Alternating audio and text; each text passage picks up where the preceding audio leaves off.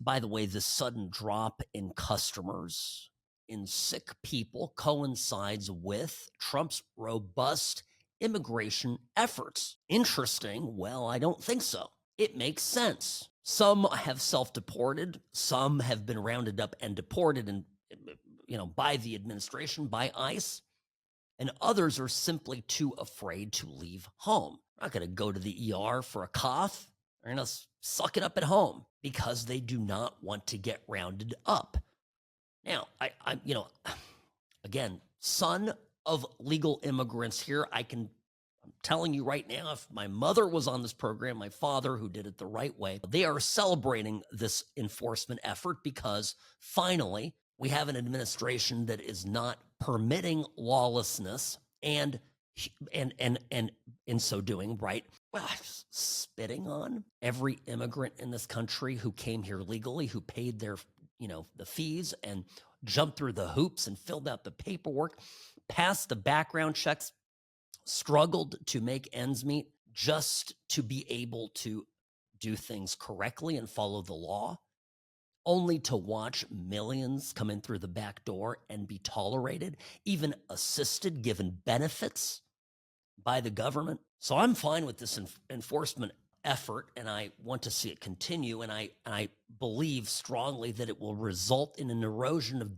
Democrat power because, one, these bodies were counted in the census. These people contributed to the forming of Democrat districts. And B, I'm convinced that the money that was funding this was a great source of Democratic power, that the various NGOs, companies, groups, organizations that were getting money from the government to help illegal immigrants, in turn were making massive contributions to the Democratic Party, sort of a nice cycle where these NGOs got our money, our tax dollars, and then cycled it back into the, party coffers, the Democrats, not the Republicans.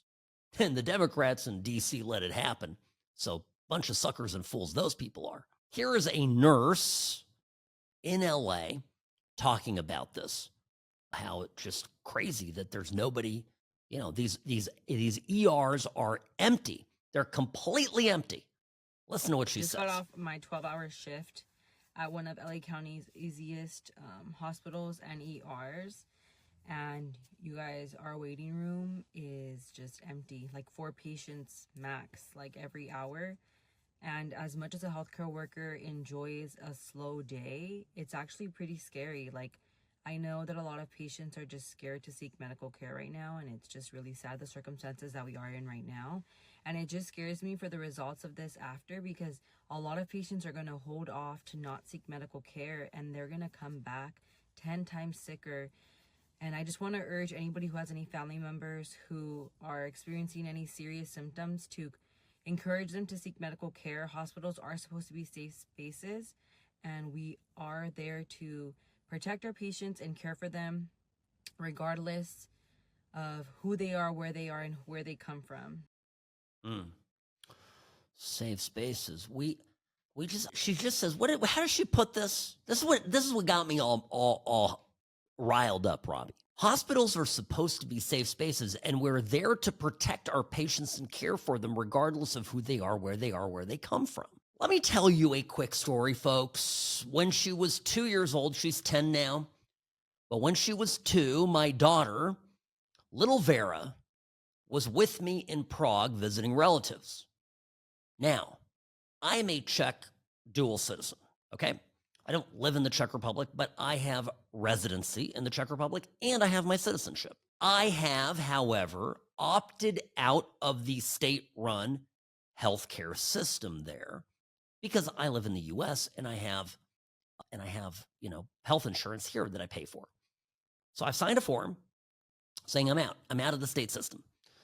And that's okay. That's neither here nor there. I'm just letting you know. That's the setup. Now, Ava, her and I were on this trip, and this poor little girl basically snaps her leg in two. I mean, she broke her leg. It was horrible. She was in terrible pain. We race, get her to the hospital, big hospital in Prague, very good hospital. We get there, and they said to me, okay, yeah, no problem. We're gonna treat her. Where's your government, healthcare card? And I said, well, no, I'm point of fact, I don't have one. Explain my circumstances. Okay, well, sir, before we do anything, you're going to have to go to the cashier. It's down the hallway, down, go up.